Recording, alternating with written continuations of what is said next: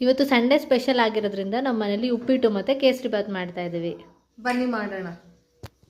ಈ ವೆಜಿಟೇಬಲ್ಸ್ನ ಕಟ್ ಮಾಡ್ಕೊಂಡು tomato, beans, ಕೊತ್ತಂಬರಿ ಸೊಪ್ಪು, ಕ್ಯಾರೆಟ್, ಮೆಣಸಿನಕಾಯಿ ಹಾಗೆ ಮಾಡ್ಕೊಂಡಿದ್ದೀನಿ.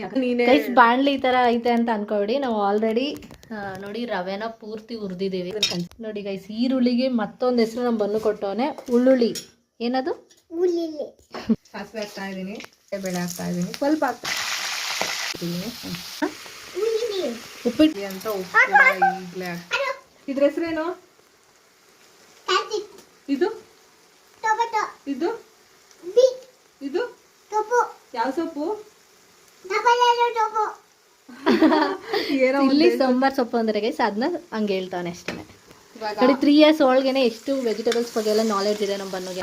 ವೆಜಿಟೇಬಲ್ಸ್ ಹಾಕೋಣ.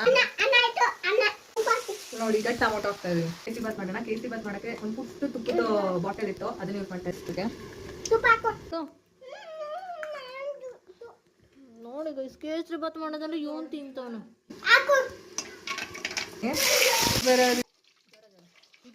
ಈಗ ಇದನ್ನೆಲ್ಲ ಎತ್ತಿಟ್ಕೊಂತಾ ಇದೀನಿ.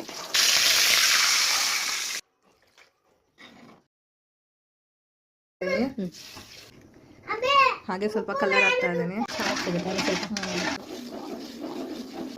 ಹುರಿದಿಟ್ಕೊಂಡಿರುವಂತಹ ದ್ರಾಕ್ಷಿ, ಗೋಡಂಬಿ ಎಲ್ಲ ಹಾಕ್ತಾ ಇದೀನಿ.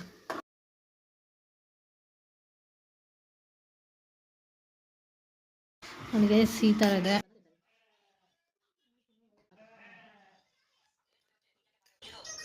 ಸೂಪರ್.